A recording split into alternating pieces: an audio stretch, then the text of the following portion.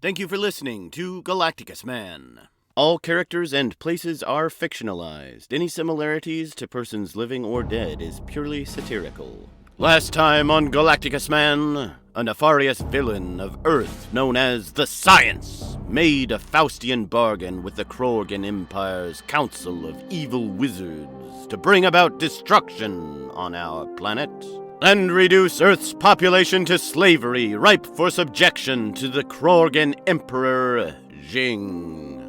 Meanwhile, Galacticus-man, running security for a caravan of vessels in transit between the Earth and the Moon, has become embroiled in a battle against a band of space pirates who landed upon a barge to burgle the caravan's goods.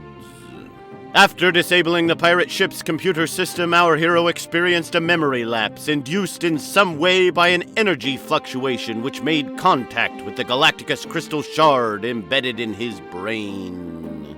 He experienced a traumatic fragment of a memory from the Emperor's attempted invasion 20 years ago in the year 2000. Then, suddenly, he found himself standing on the ceiling of the barge that the pirates were raiding, with no memory of the mission or how he got there.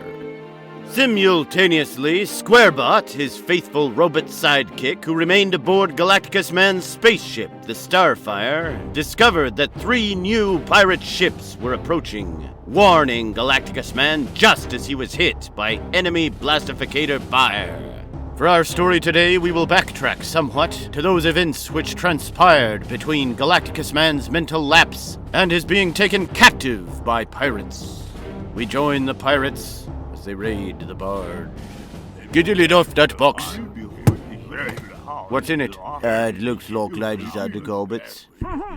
What was that noise? I said ladies' undergarments. You see right there's a corset. He said the noise, Dodo. Shh, quiet. What?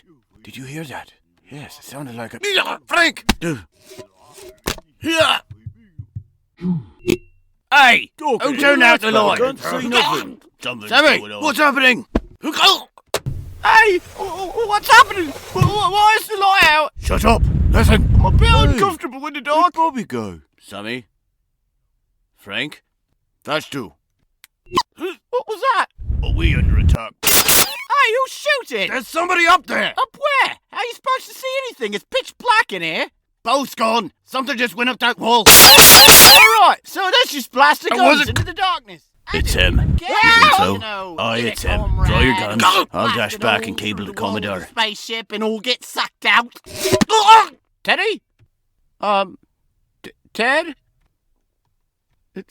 Teddy, that's not funny. He's gone. Who said that? It's just me. There's something in here with us, Captain.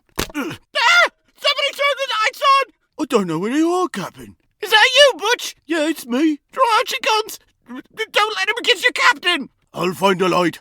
I'll go with you. No, Butch, you stay here! But the buddy system, Captain. You're my buddy! Oh.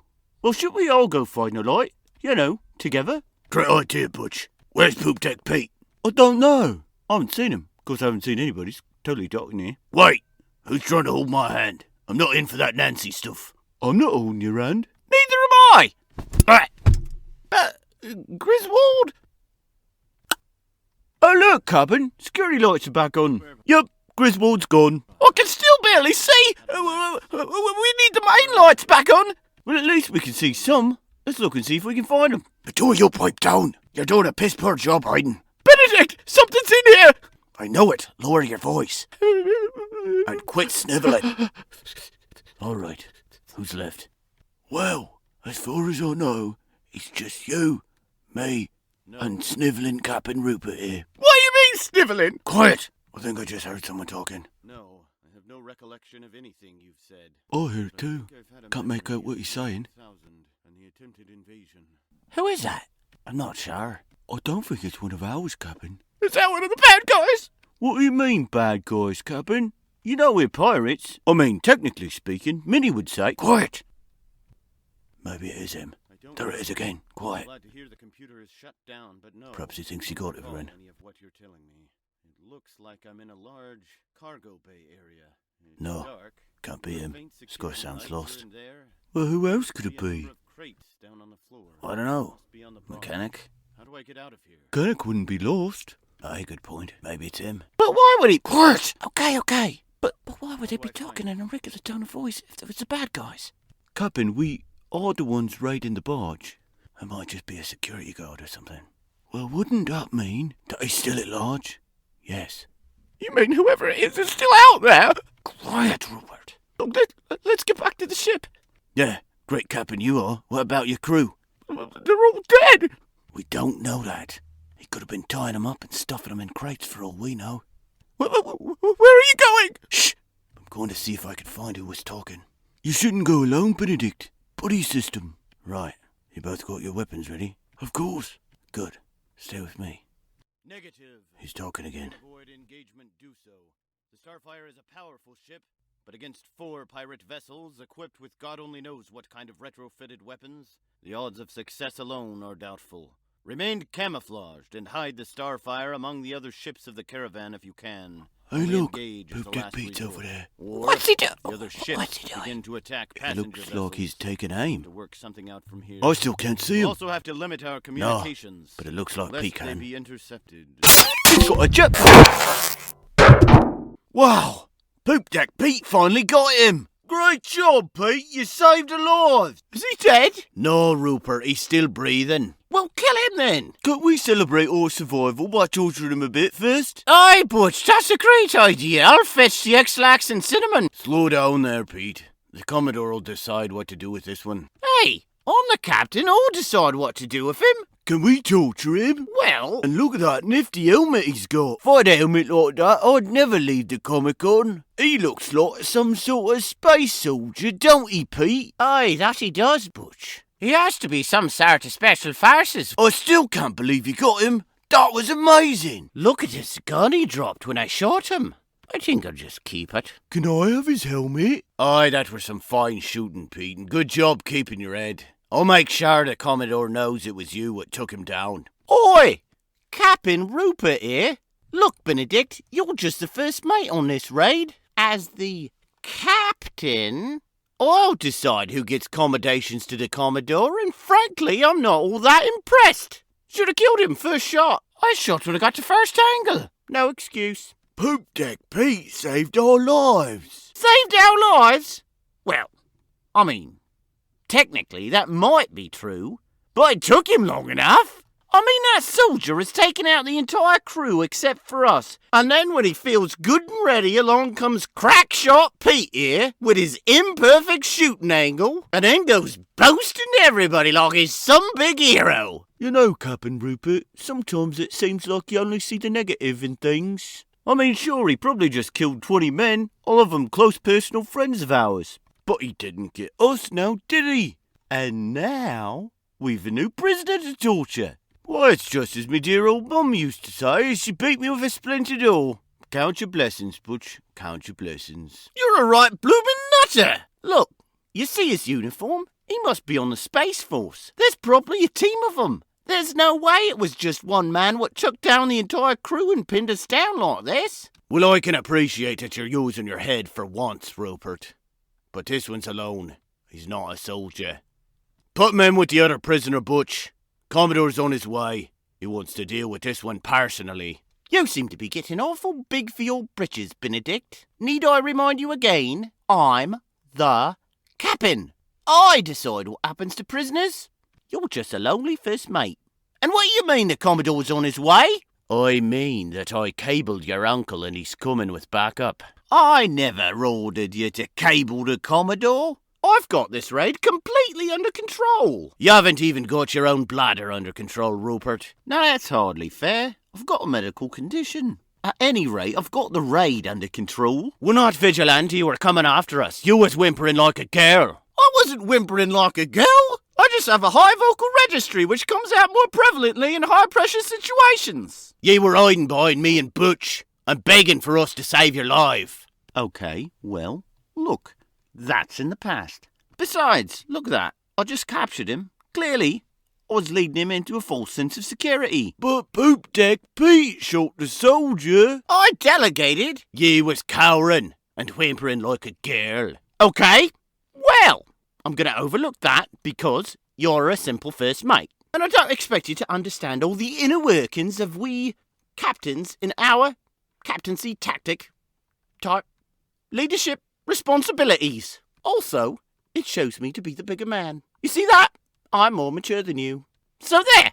So anyways, I better not hear any of my misunderstood captaincy tactics getting round to anyone else, or maybe I'll have my uncle kill Hoya in a gas nebula. How about that? So then, my official judgment as captain is that we just kill this scalawag, and then you can call my uncle and tell him not to come. Tell the Commodore not to do something? Are you out of your blinking mind? Look, Benedict, you don't seem to appreciate the precariosity of my situation. My uncle put me in charge of this raid, and if he has to bail me out, I'll be back to scrubbing chum from the fleet's poop decks with my toothbrush for the rest of the century. You have a toothbrush? Look, I'll kill the prisoner.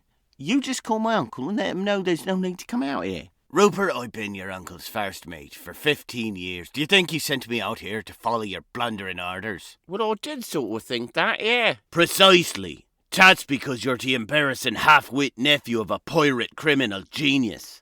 Now, your uncle didn't tell you this because you're a bit slow, and I think he was hoping you'd die on this mission. In fact, I hope I haven't let him down too badly by helping you survive. The Commodore sent us here to bait the vigilante what's been thwarting his raids all across the solar system. Wait, you don't mean... Aye, that he does, but... The Ghost of Solaris! Oh, come on! The Ghost of Solaris? Rupert, I know you're slow on the uptake, but did you really think this is a normal security man or soldier? He just took out the entire blinking crew! Aye, Captain Rupert. Beware the Ghost of Solaris. Beware! Beware! Ooh. Wow, Pete, that gave me chills. You two are absurd. Look, I've heard the rumours, but does anyone actually believe the Ghost of Solaris is real? I do. Rupert, the Ghost of Solaris single-handedly took down Eduardo de Scar and the Martian brain spice cartel. He's the man what killed Jackal the Gunrunner. He's been, by himself, taking out drug lords, kingpins and entire criminal networks from the ground up. Not only is he real, but he has in real time been systematically taking out your uncle's friends and associates. And it seems he now has his sights set on your uncle's operation. Have you seriously had your head so far up your own ego that you haven't heard your uncle talking about the man what calls himself Galacticus-man? Well, I have heard him talk about that, but I thought Galaxis was a vacuum company. No, you dunce. It's the Ghost of Solaris, one and the same. And since we've now got him, thanks to Pete here, I guarantee he wants to come and deal with this one personally. Hang on! Do you mean to tell me that my own uncle only took advantage of my starry-eyed ambition to become a pirate captain and put me in charge of this raid only to use me, his own nephew, as human bait? Aye, that's precisely what I'm saying. Yeah, well, I mean, I guess now that you mention it, it does sound like something he'd do. But isn't the Ghost of Solaris some sort of police constable? The Ghost of Solaris ain't a lawman at all. He's a psychotic vigilante. Something went screwy wrong in his brain years back. Guess he was trained as some sort of lawman. Sheriff or ranger of some sort. But the department is totally disbanded. No longer exists. Trouble is, this guy thinks he still does exist. Thinks he's some sort of galactic hero. But he's completely mad. He don't report to nobody. They don't take no orders from no department. He's just as much a criminal as you or I. Well, okay then. Go tell the Commodore that I used my delegatory authority as captain of this raid to capture the Ghost of Solaris. And that's in order. And I suppose you can even mention that Poop Deck Pete played a small role in that. You know, if he asks. With that, the first mate steps away to telegram his report to the Commodore. Galacticus-man feels himself being lifted from the floor. An uncomfortable tingling from the blastificator's stun now fills his body like dancing pinpricks. Muscle memory from his ranger training days kicks in. He's beginning to retake control of his faculties, but he knows his body is not yet ready to take on 3 men at the same time. Perhaps I should say more accurately, 2 men and Rupert. One of them attempts to disconnect his spacesuit helmet. I can't get his helmet off him. Oh, well, let me see. Oh, that's strange. He's right. It's locked in place. Look, just put him in with the other prisoner. But But shouldn't we check him for other weapons first? Just then, the pirates are interrupted as the overhead lights in the barge suddenly flicker on, flooding the barge with full illumination. Taken off guard, the pirates glance around and finally realize they are being stared down by the entire security corps of the barge. The quaint, pitiable, and ill-equipped security team is standing on a walkway high above them. The unarmed security team, which consists of a gangly and pimple-faced community college student with 8 credits toward an AA degree named Earl, and a portly gaming enthusiast who took the security gig when his father finally kicked him out of the basement at 38 named Tommy, have just returned from a perilous excursion to the vending machine. Well, perhaps not perilous, but certainly more interesting than flicking back and forth a paper football in the security closet, which is what they had been doing prior to their, perilous excursion. And now the pair of them, coming into the situation in the full force of their numbers, and with the advantage of the high ground as they stand far above the barge floor on a walkway, stare on, momentarily bewildered and stupefied by the sight they are beholding. Below them, the pirates, caught completely off guard, find themselves being stared down by the wide and nervous eyes of the unarmed minimum-wage civilian security team of the barge. Seeing that they have both the high ground and the element of surprise, Earl feels emboldened, or at least sugar-buzzed and slightly over-caffeinated from his vending machine dinner to confront the pirates. Putting all the authority he can muster into his voice, he calls down to them, Hey, what's going on down there?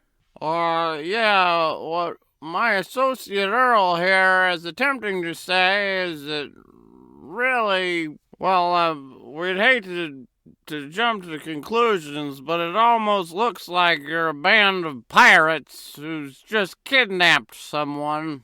Flub jibbity poopy, it's security! We can't get a break on this gig! Blast 'em! Ah! What was that? I think they were shooting at us. Wait, that was a gun? It sounded more like an 8-bit video game sound effect. Ah! Oh, die! Quick, get back to base! We have to call the weapon master! We need backup! The 2 barge security men, Earl and Tommy, begin running away down the overhead walkway. Gangly Earl taking a quick foot-pattering lead, and portly Tommy slowly thumping his way behind him and panting like a sick dog.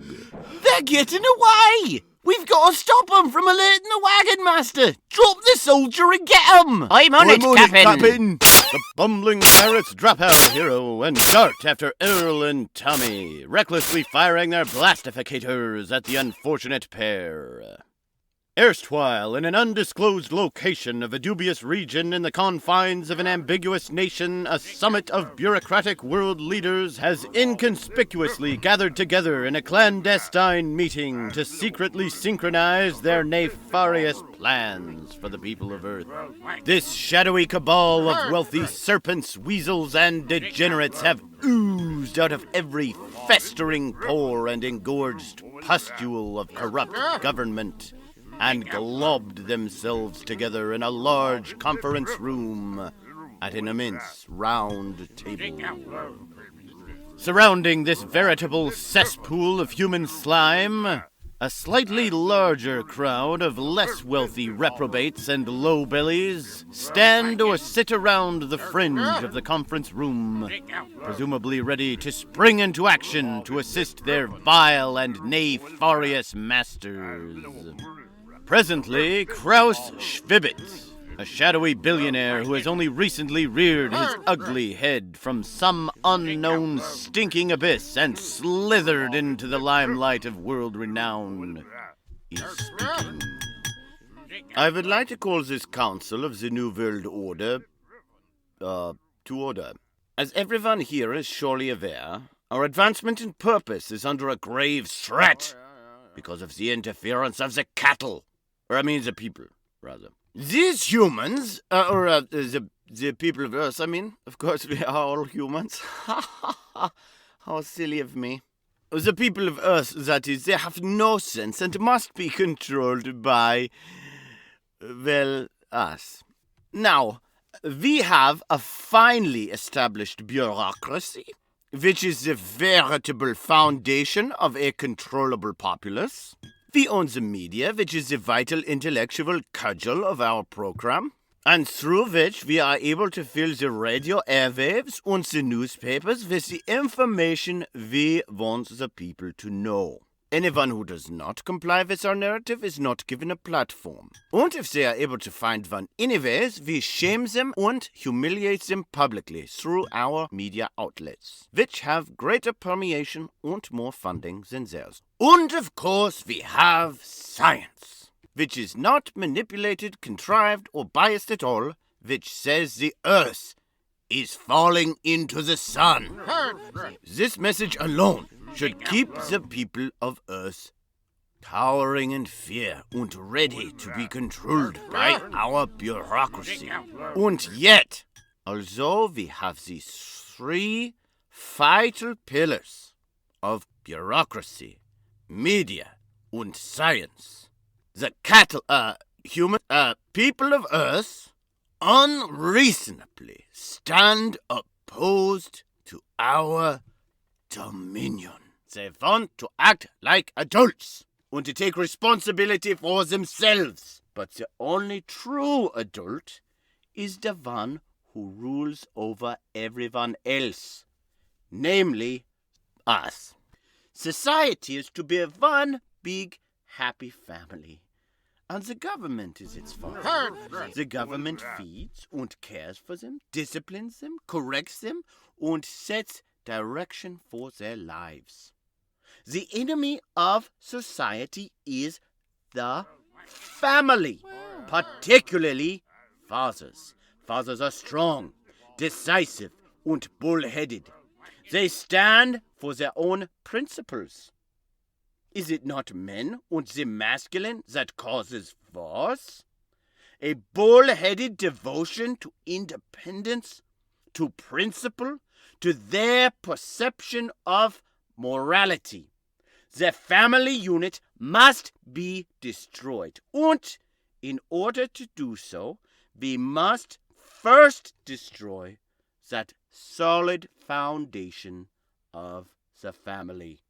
The father! Yes, what the people need is a strong mother, a queen, an empress with a loving nurture, not toxic masculinity. Men are like bulls. If you want to control them, you have to geld them. Wait, what? Yes, precisely. This is why we must emasculate the men and make women the leaders of the family. When the effeminate is parenting children alone, then the children will look up to those traits and not be tainted by the toxicity of the masculine by looking up to strong fathers.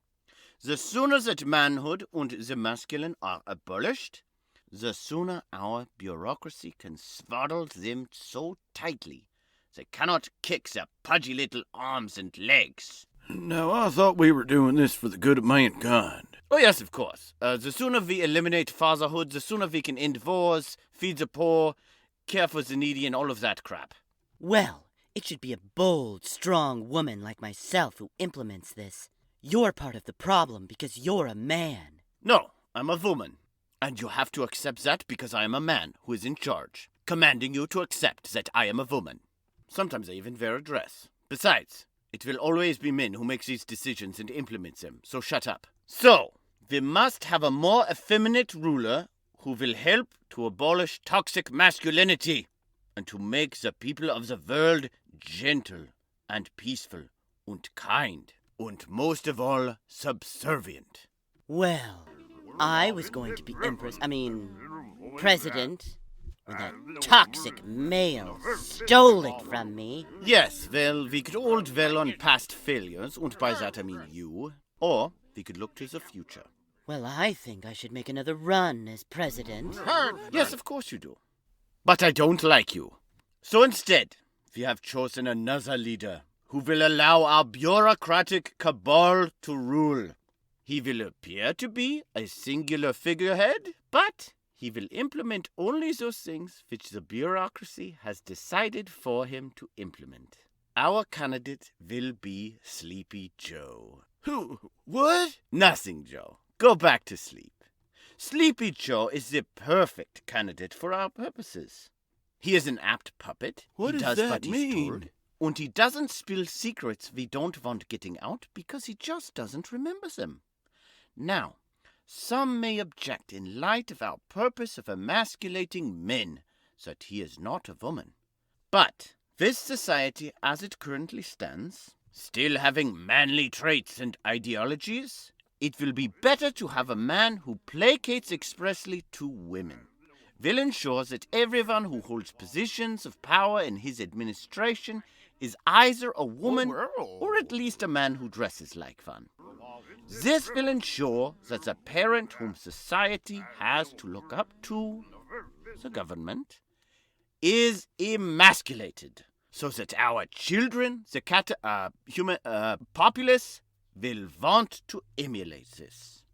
However, this does bring us to the tricky issue of how we will get him into office against the will of the people. No one is very likely to vote for him. I'd vote for him. Yes, of course, Joe, because he comes across as weak and senile. Of course, the incumbent, Mr. Ronald Sump, is a blundering blabbermouth, and everyone knows this, even his supporters. However, he is also a blundering blabbermouth who does not take kindly to the emasculation of society, which makes it very unlikely that we will dislodge him. We need a plan that will help us so that our candidate takes office. Just then, a small elf-like figure arises from one of the corners of the room, with a large, colorful parrot sitting atop his shoulder. Excuse me, but I believe that I can help with this issue. Is that so?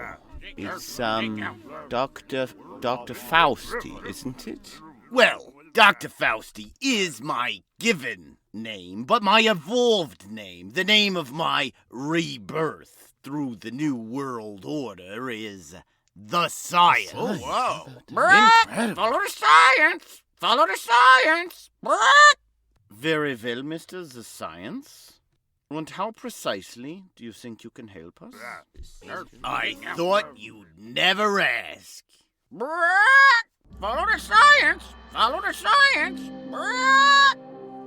Thank you for listening to The Adventures of Galacticus-man. I'm Pigglesworth Figglestein. We'll return to our adventure right after a word from our sponsor, which is why I'm proud to present to you a special guest to our program, Mr. Axel Paxis, the new sales representative of Galaxis Vacuums. Thank you! Well, you ought to warn someone before you thank them so adamantly, young man. Now I see you've got some sort of wild contraption there. Why, it almost looks like a flying saucer. That's the new Galaxis 3000! Someone fetch me a change of pants. I understand you have some sort of demonstration for us today? That's right. I was ready for it that time. You must work off commission, but try to step it down a notch for our friends at the cardiology ward. Now, what are you going to show us today? Well, I'm going to demonstrate the Galaxis 3000, of course. Let me grab hold of it here. Now, you understand this is an audio demonstration. That's right. I haven't even turned it on yet, and just listen to that quality. Aye, sure enough. If I close my eyes, it sounds just as impressive as it looks. Now, why don't you tell us a little bit about Galaxis? I'm glad you asked. The Galaxis 3000 is the only vacuum that's ever been invented with a hyperspace wormhole. Why, it doesn't just suck your dust, but boy, does it ever suck. It also blasts your dust right into outer space. Well, that's hard to believe, son. Sounds like something you might hear in a science fiction story. Yeah, well, just have another look at it. See there? Quality. Say, if this really blasts your dust into outer space, then why does it come with bags? Let me show you how it works. No, I think we're out of time. Really, it's no trouble. Yeah, my tie! Set it off! Get it off! So we'll get this guy out of here! And now, back to Galacticus-man. Can't we pre-record these things? Our hero, left on the floor of the barge where his captors had dropped him, is recovering from the blastificator's stun far faster than an ordinary man due to his rigorous ranger training, wherein he was blasted, stunned, and gassed with all manner of earthly weapons, the better to teach his body to deal with situations even such as this. Galacticus-man is now able to shakily lift himself from the ground. Our hero will have to help the two ill-equipped security men who had just run for their lives. But as his body is not yet ready to enter into the fray, and as the pirates had mentioned another prisoner as they had dragged him toward a large steel crate with a door, he naturally was concerned to release whomever the other prisoner may be. He stumbles toward the crate, which appears to be locked from the outside. Clasping a long levered handle, he unlatches the door and pulls it open, only to hear a startled ejaculation, and to find himself being immediately pummeled by a large, baggy purse. Hey! Get away from me, you nasty pirate! Why are you bothering my precious little dumpling? Hey, quit hitting me with your purse, lady! It's not a purse, it's a knitting bag! God, that explains the needle! Quit that, will you? Where's my Roderick, you nasty man? Who's Roderick? My sweet little baby, my cuddly bundle of joy, my precious little darling. You've taken away my Roderick. Wait, the pirates took your baby? They scared my Roderick away, probably wandering the ship, who knows where. Oh, my precious Roderick. Roderick's not an actual baby, is he? It's she. She? Isn't Roderick a boy's name? Well, yes. But I didn't know she wasn't a boy when I got her.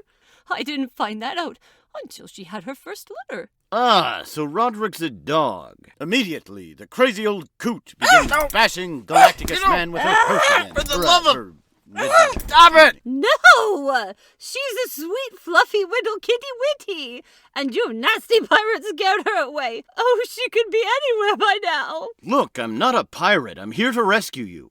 But wait, this is a barge. There aren't supposed to be passengers on this ship. Well, no. But my sweet little Fluffy Wuffins wouldn't go on the cruise ship this time. She didn't like the way that freckled-faced deck boy with the floppy haircut kept leering at her. Boys with freckles are not to be trusted. Too much of the open road in them, you know. Right. She'd have to be on the barge. And I just couldn't let my sweet little cuddly weddlies go on the barge by herself. Right, how could you? So you opted to take the several-week passage to the moon in a steel crate, where you lie on the floor next to a bin of kitty litter. And eat what exactly? Well, my sweet little cuddle bumpkins has her meow chow. I've been eating mainly stale biscuits, but sometimes she shares with me. It's worth it to make sure my little Snooky Wookums isn't lonely. Yeah, boy, she sure sounds generous. Now, let's get you out of here. Oh, will you help me find my little snuggly wonkins? Not if I don't have to. Ugh! You are just like those nasty pirates. You don't even care about my cuddly wompins. Oh, poor Roderick. My precious snupply cuchums. So you're not gonna leave with me unless I find your dumb cats. Leave without Roderick? Of course not, you nasty, nasty man. Again, the crazy cat lady pummels our hero with her gaudy, ridiculous first thing. Okay, well at least get out of this crate and let me hide you somewhere. Never. You bring my Roderick back to me. I'm not going anywhere with you. Okay. Well, I'm leaving the crate unlocked, so if you change your mind... Get out of here! Meanwhile, elsewhere on the barge, the two minimum wage security guards have somehow made it back to the small electrical closet that has been refitted as their security station. Thomas finally squeezes his way through the door of the security closet. Girl slams shut, narrowly escaping the continued blastificator fire from the vicious pirate. Why is this happening? We've got to send a message to the wagon master. Right. I guess I'll do it. Where's the alarm button? Well, I don't disagree. I mean, they really should have put us through a training program, but there's really no time to gripe about that. I'll get the security manual. Holy smokes, this thing is huge. Oh my god. Okay, let's see. Table of contents.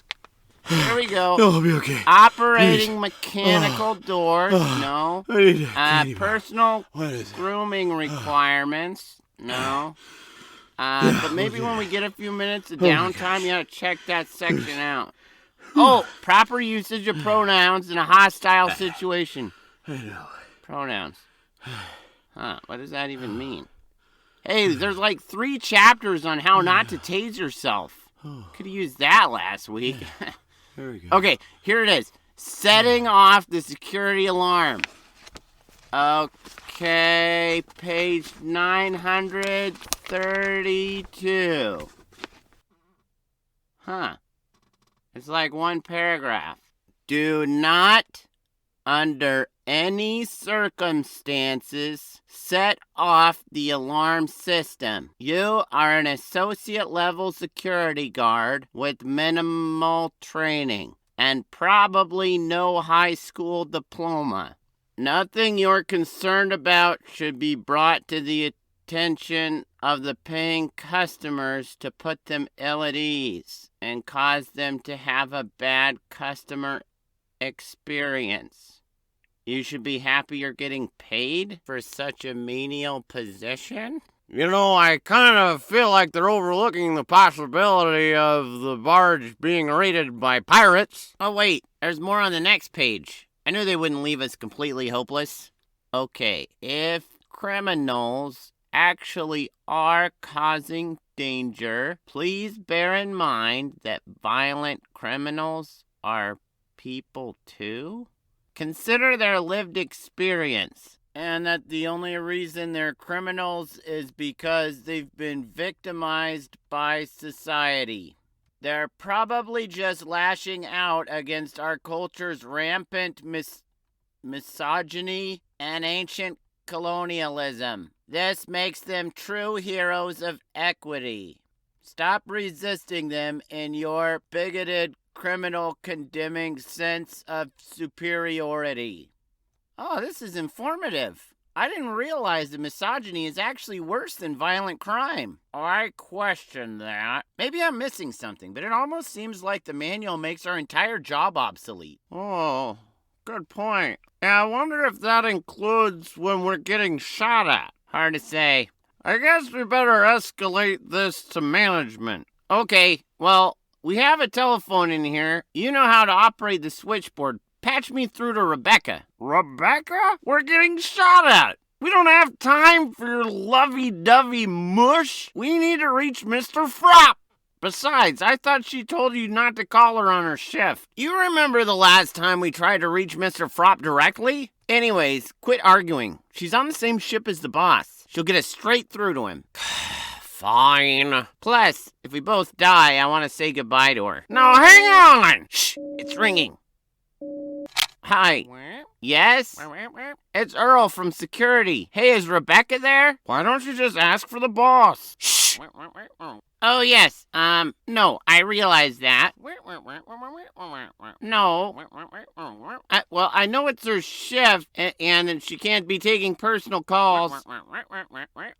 And yes, I know you've told me not to keep calling her, but... No, it's an emergency. Yeah, well, I know I've said that before, but it really is this time. Please, just this once. It's an emergency. I'm not just saying so. Okay. Yeah. No, this is the last time, I promise. Okay. Great. Thank you. Hello there, my sweet little cuddle bunny. What? No, I'm sorry. I know you're at work. Yeah. I know I need to stop doing this, but... No, I'm really calling for business this time. No, honestly, I really need your help. Okay, well, You know how you get really busy, like at lunch rush, and you're always telling me that I don't understand because all I ever do in my job is just sit around in the security closet or walk around on patrol? Yeah. Well, I mean, I wanted to let you know that, stuff gets pretty crazy around here sometimes, too, in my job. I mean, we're pretty busy getting shot at right now. Are you kidding me? You're trying to convince her we get busy? We never do anything in this job. I usually read books all day. Quiet! I'm on the phone! Yeah, well, anyways, like I said, we're pretty busy with our security guarding. Busy? We're getting shot at! Quiet! She can hear you! Anyways, what? Yeah, I mean, you pretty much get shot at and stuff when you're busy doing security guarding. It's not all just sitting around and playing with shadow puppets. We literally spent an 8-hour shift last week playing with shadow puppets. I said quiet! So, anyways, yeah, it's kind of like when you get busy at lunch rush, I guess. Only you can, die and stuff like that. No big deal. I've never been shot at in my life! But could you, what? Yeah, no, we're okay. Just kind of standard security guarding things. Anyway, could you get a hold of her boss for me? I mean, no, yeah, it's cool. Just kind of life and death, so sort of important. I really need to talk to him. Yeah, no, I mean, I wouldn't just call to bother you during your shift. Just outside the security closet, the pirates attempt to devise a scheme to break in through the locked door. Okay, so they're locked in there. Do we really have to get them? Can't we just collect our loot and get out of here? Yes, we have to get them. My uncle's coming and these guys are going to alert the security team for the whole caravan. Well, I thought the Commodore said he's got a deal going with the caravan not to interfere. Look, that may be, but do these guys know that? Besides, since he's coming here, we want to have as many hostages as possible. We've got to find a way to cut through that door. Suddenly, a figure drops from the crates above, landing on Poop Deck Pete. It's our hero, Galacticus-man! A master grappler, our hero immediately subdues the pirate with a standing one-armed chokehold, using his body as a shield while simultaneously reaching for his own plundered blastificator. Oh no, it's happening again! Shoot him, but shoot him! I can't get a clear shot, Captain. He's using Poop Deck Pete as a shield. What?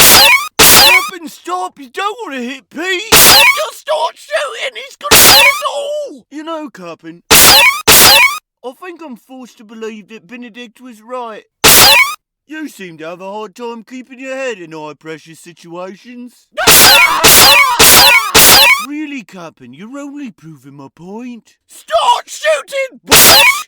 No, Captain Rupert, I think things would go a lot better for you if you learned to see adversity as an opportunity for personal growth. We can't grow if we're both killed by the Ghost of Solaris!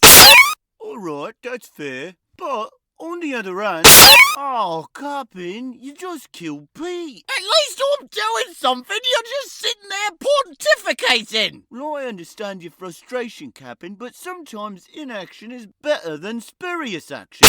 Take just this instance, for example. You felt a compulsory need to do something. Shoot, you blithering ox! Let me finish. Regardless of the clear futility of your actions.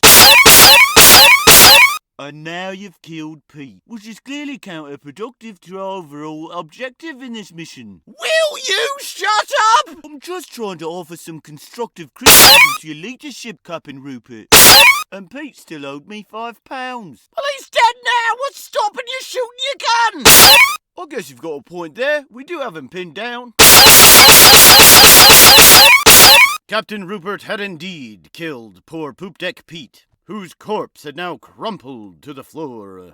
But as Rupert is cowering and his barnacle breeches Butch is plying his trade as a motivational speaker, each hidden as they suppose behind the various crates and boxes of the barge, Our hero, Galacticus-man, the Ghost of Solaris, having retrieved his blastificator from Poop Deck Pete's, is biding his time. But that time is quickly running out, as the Commodore, that dreaded leader of the deadly pirates, is coming to the barge with reinforcements. Will Galacticus-man escape his pinned down position under enemy fire? Will the evil Dr. Fausti be able to enact his scheme to infect mankind with a terrible virus? Can our hero save the crazy cat lady and the two bumbling security men? Tune in next time for the continued adventures of Galacticus-man!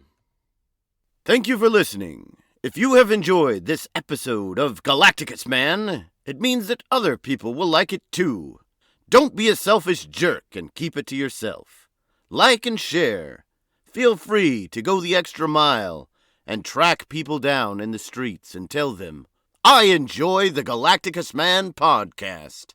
I think that everyone should listen to it. Why are you following me?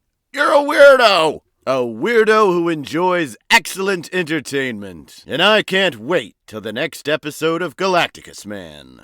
Share it on your Facebook, your Instagram, your Twitter, your MySpace, your happy place, your, I don't know, wherever else.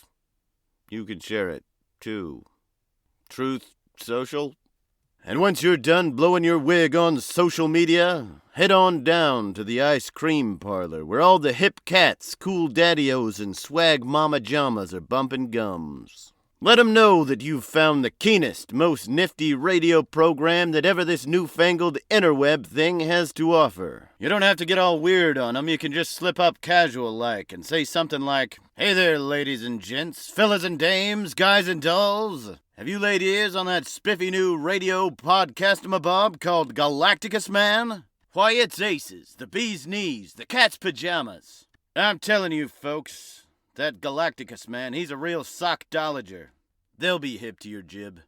Galacticus-man is a gross production, brought to you in part by Deep Bunker Studios. All characters and places are fictionalized. Any similarities to persons living or dead is purely satirical. This episode of Galacticus-man has been written, produced, and performed by Isaac Gross, with special guest appearance of Destiny Gross as Mrs. Magooseman, or the Crazy Cat Lady. Sound effects by Isaac Gross. Copyright by Isaac Gross. Incredible good looks, also Isaac Gross. Theme music for this episode has included The Roman Legionary by Martin Schalekins.